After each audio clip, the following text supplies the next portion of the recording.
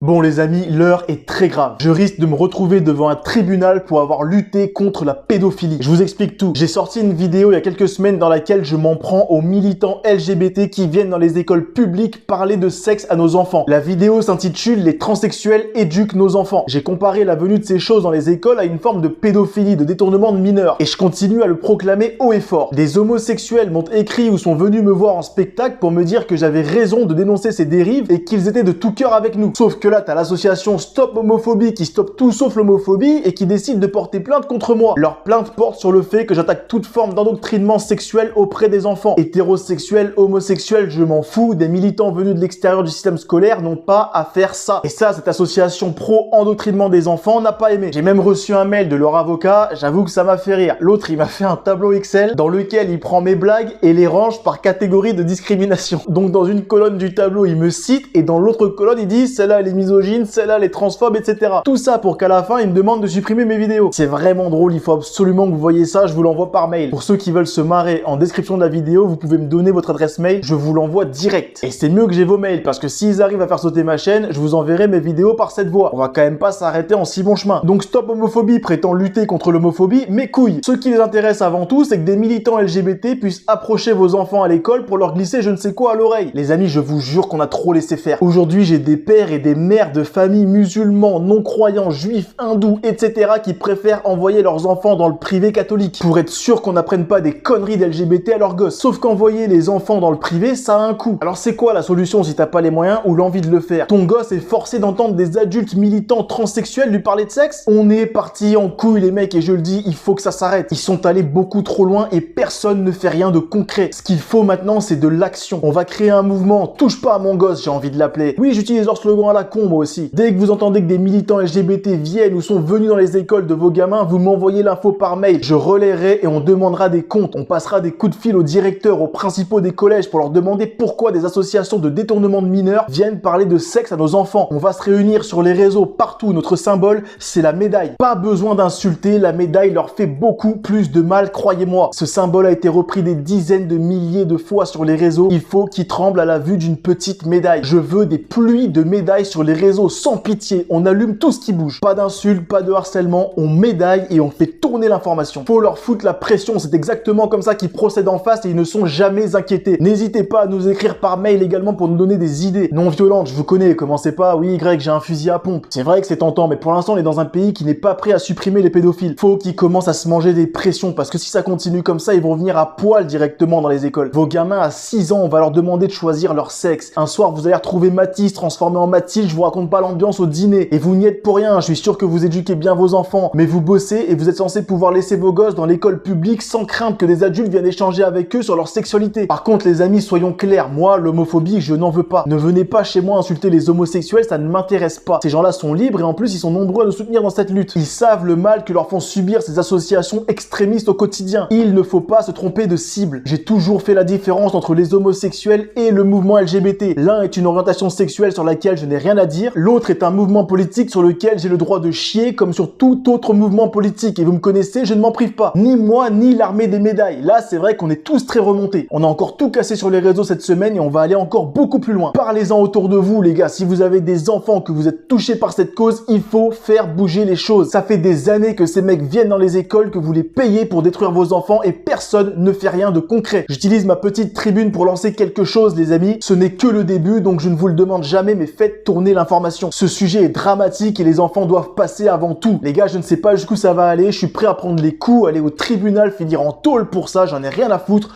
j'assume. La cause est beaucoup trop importante. Si l'État n'est plus foutu de protéger les enfants, alors c'est à nous de le faire.